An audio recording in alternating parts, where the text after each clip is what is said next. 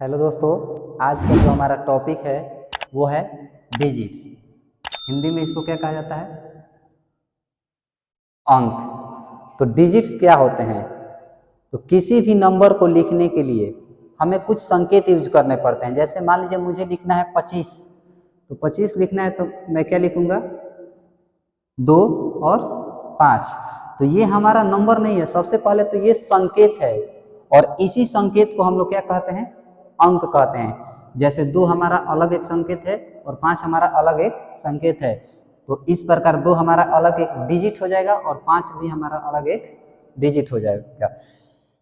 चलिए आगे देखते हैं कि डिजिट जो होते हैं वो 2 टाइप्स के होते हैं। पहला जो होता है उसको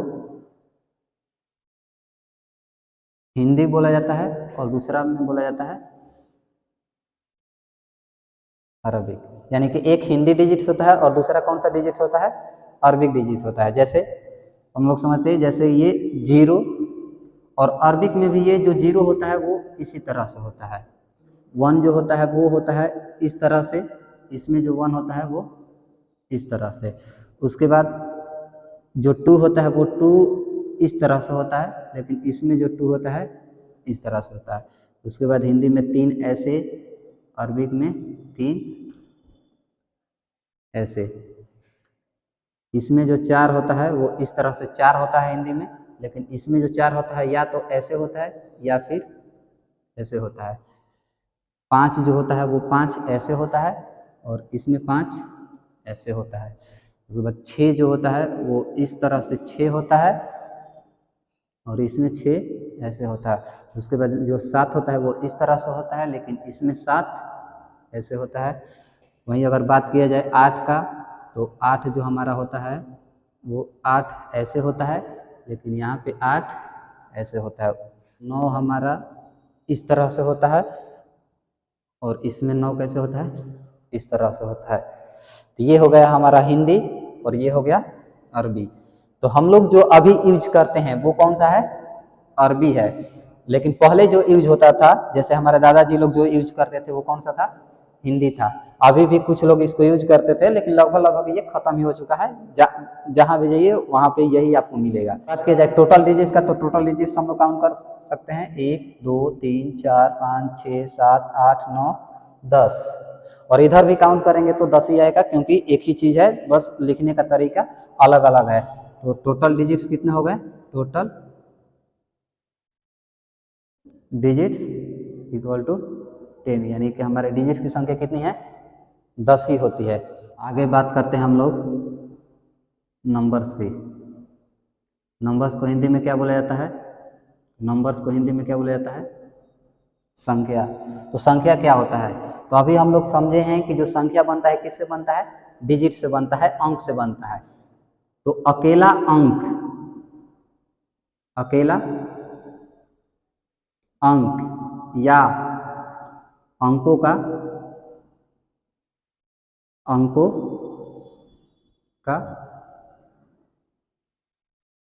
समूह।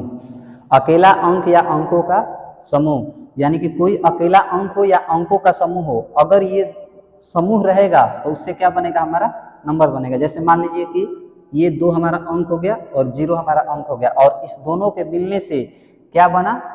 20 बना। तो इस 20 को हम लोग क्या कहेंगे? संख्या। जैसे मान लीजिए मुझे लिखना है 2023, संख्या लिखना है 2023। तो 2023 लिखने के लिए क्या करूँगा? मैं 2 लूँगा, फिर 0 लूँगा और फिर 2 लूँगा और फिर 3 लूँगा। तो ये हमारे अंकों का क्या बना? समूह बना, और इस समूह के बनने से हमारा क्या बना? नंबर बना।